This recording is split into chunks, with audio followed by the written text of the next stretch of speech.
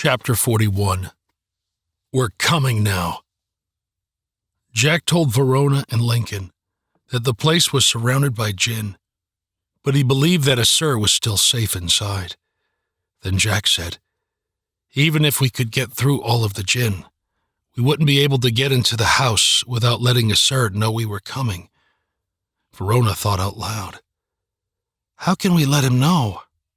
Lincoln raised his hand like he was in school and wanted the teacher to call on him. But neither Verona nor Jack noticed the little boy in the back seat. Then Verona reached into her bag and got her cell phone. She dialed his number, but there was only a busy signal. Verona angrily hung up and said, "Now what?" Lincoln, in his usual soft voice, said, "You guys." Again, the two older kids didn't pay any attention to him. Then Jack suggested, "Maybe I can try knocking on the door."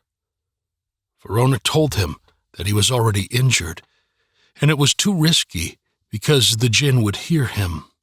Then she added, "And even if Assur did hear the knocking, he would just probably think you were a Jinni anyway." Jack nodded. Then, from the back seat, Lincoln angrily took off his purple Vikings hat and used it to smack the back of the older kids' heads to get their attention. When they finally turned to look at him, Lincoln held up a walkie-talkie and said, "I gave Assur the other one before we left. I thought it might come in handy." They both looked at him and said in unison, "Why didn't you say something?" Exasperated, Lincoln just tossed Verona the walkie-talkie, adjusted his hat back on his head, and sat back in his seat, folding his arms tightly across his chest. Verona took the walkie-talkie, turned it on, held down the button, and said, "Assur, are you there?" After many attempts, and about 5 minutes of excruciating silence, the children heard a labored voice on the other end answer, "Verona?" Verona quickly responded, Yes, it's me. We're here. Are you okay?" Again, there were a few more seconds of silence before Assur's weak voice asked, "Do you have the spark?" Verona rolled with his change of direction and replied, "We do, but we can't get it to you. The house is barricaded and surrounded by hundreds of Jinn."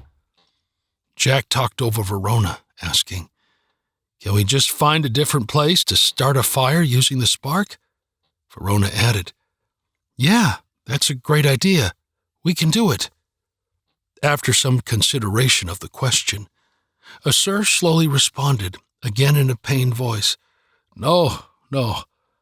I am the keeper of the flame. I have to do it. It has to be me, and it has to be here." There was a long silence while they all thought. Assur broke the silence. "Did you find your gifts?" Verona responded, "We met some people along the way. They helped us find the Moon Woman, your wife. She took the 5 of us in, and she helped us. Our friend Jack is an amazing young man. He can also, by the way, turn invisible. A sweet little girl named Lake can heal sickness.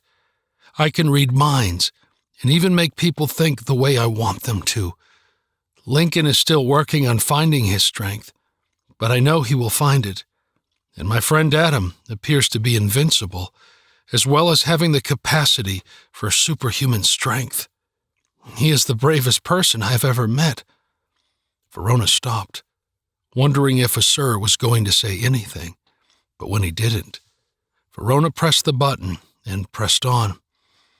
"Assur, Adam and Lake are not with us because they went back home so that Lake can save their parents who were badly injured in a car accident."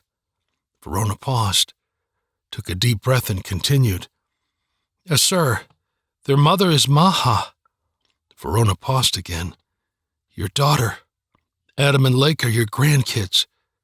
Verona stopped and wondered if she had given him too much information, and wondered if it was even the appropriate time to tell him. but she didn't know if she would ever have another chance. Again, there was a long silence. Finally, a Sir responded. "How old are my grandchildren?" Verona said with a smile. "Lake is 7, and Adam is my age, 12. A Sir asked, "Do you think Lake can save her parents?" Verona just said, "I hope so." Neither Verona nor a Sir said another word for several minutes. The first one to speak again was a Sir. He instructed, "Wait until morning. The Jinn will hide in the shadows during the daylight. You will still need to be careful, because they are after the flame. But if you drive all the way up to the front door and then move quickly, you all should be okay."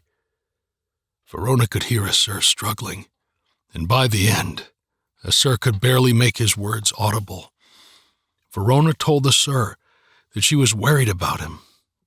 She could sense a Sir's thoughts, even through the walkie-talkie. His mind was completely enveloped by the same dusty gray that Nurin's had. A Sir's thoughts were withering and dying, and the gray was growing. Verona pushed the button on the walkie-talkie and said, "Sir, we're coming now." Sir was too weak to put up much of a protest. Verona devised a plan and told the Sir through the walkie-talkie, "Lincoln and I will get out of the car and hide while Jack honks the horn, getting the Jinn's attention and getting them to follow him. Then he will slowly drive away from the house, opening a path for us to run through. When I give you a signal, you will open the front door. Once Jack gets the Jinn far enough away from the house, he can abandon the car, turn invisible, and run back to the house where we will be waiting for him." A Sir protested again, but Verona once again said with a demanding voice, "We're coming now. When we get there, you can reignite your fire and save yourself and hopefully Nurin." Then a Sir relented and indicated that he understood the plan. Verona told him to sit tight and ended the call. Verona knew they needed Adam and Lake. They wouldn't be able to get through the Jinn without Adam's strength, and they needed Lake to heal a Sir if the flame didn't work, and they would need them both to save the world. Verona suddenly remembered the words of little Malcolm. "Stick together.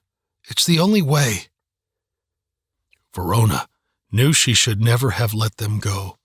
She made a terrible mistake telling them to leave, and now she desperately needed her friends back.